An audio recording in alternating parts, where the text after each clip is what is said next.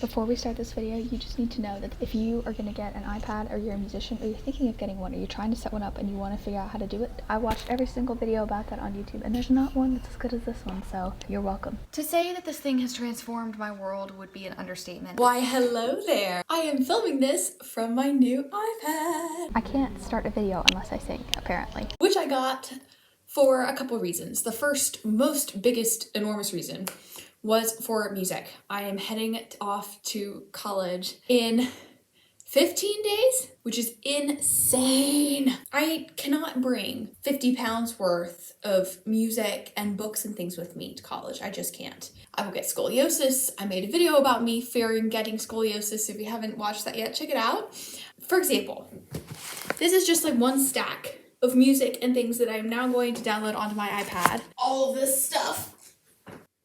All the scores I have left to scan. And that's before we get to any of my actual school books. I never ended up mentioning it later in the video. I saved so much money on school books. Like, I think I probably paid for the iPad with the amount of money that I will have saved on school books in the first year, because I can borrow the 2 chapters that I need from a friend, take pictures of them, and keep them on my iPad, or I can get the digital versions, which are a lot cheaper, or I can buy a really cheap book and take a digital version. Like, it's really great, and then I can mark them all up and I can keep them in the notebooks where they belong, and it's just so much easier. I'm gonna try using Fourscore.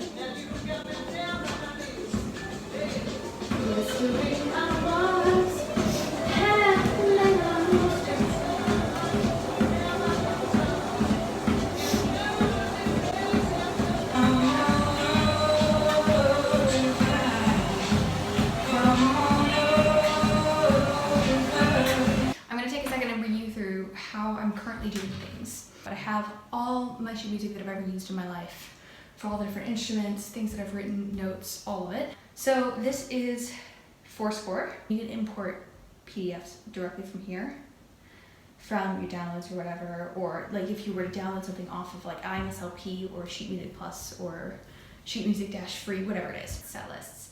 These are the ones I currently have. I have currently working on. So I have my Etude Tableau. And I have titled every single one of my documents the same. Pretty happy with how I did it. I've got the type of piece it is, which in this case it's an Etude Tableau, but if it was a sonata, a concerto, whatever it is. And then I've got the opus and number. And then I would have in like those single quote things, if there were any extra information like Allegro. And then I have the underscore and composer. I don't know if I will have the time or the effort or the will after I've done all of this to go in and put labels on every single item. I did not, but you can if you're crazy like that. My next thing is compositions and arrangements. These are things that I've done. And then if I ever have any performances or things, I will create a separate set list for that, because as you just saw, they're continuous, which is really, really stinking convenient. What else do you need to see? This is like it just... Oh, that's really cool. How cool. This is the coolest app. And it was $21. Okay, so I'm sure I'm gonna forget things in this final synopsis and I'll include them when I'm editing, but it's fine. So I've got my iPad here. The first app that's important is the cam scanning app. I'm pretty sure there's other better ones. I literally have used the free version throughout this entire thing. These are all files that I have scanned and named. I already talked about how I name them. Then if I want to bring it over to the next app, which this app is awesome. I'm really happy about it. And before I forget, I've linked everything that I talk about in the description. Bring it over to Fourscore. What I would do to do that is I would go here and I'd click share the PDF. I'll compress it just because. Scroll over to Fourscore, share it there, and then it will be pop up right there. Add it to the right set. This obviously goes in the classical piano one, and I will just scroll. You can put the logos, perfect. And so now I can just tap, tap, tap, tap, boom. So let me talk about my iPad for a second. Pencil. This is the 2nd gen one because it goes with the new iPad Air. This is what the iPad looks like. I got the space gray, no, not the space gray, the light gray one, because it was the only one that was gonna deliver in time.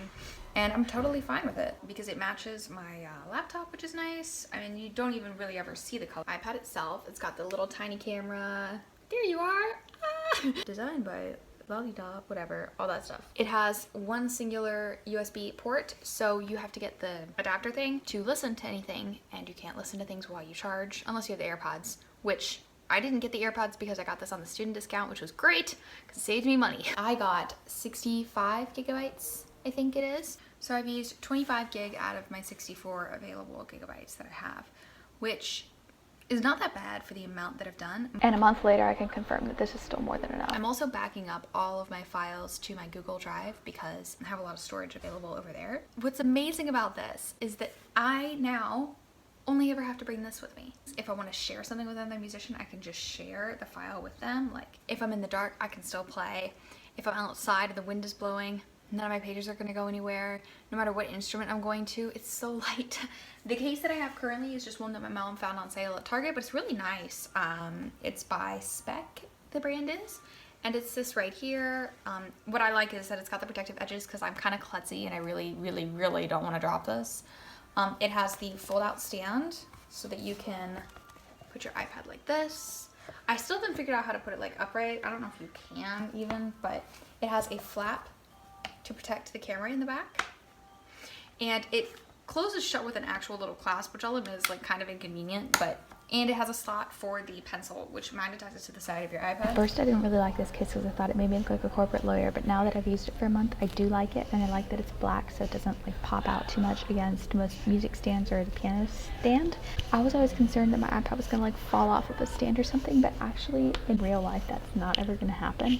And if your case has a little bit of grip on it too, it just makes you feel more reassured. I can also do all my notes on it. I have GoodNotes as well, because if you know me or you've seen my past video about setting up your notebooks and how to organize your sheet music, you'll know that I absolutely love this stuff. These are all the notebooks that I have so far. I have one per class. This is my Bible class, for example. So I've got the syllabus in the front, and I was able to literally just upload the PDF into there, write on it as she was explaining it. And then I've got like class notes on just regular like legal paper. Then I've got scans of the textbook because I just took pictures of my roommate's textbook because we needed the same one. I can highlight in the textbook because I'm in the GoodNotes app. This is my piano notebook.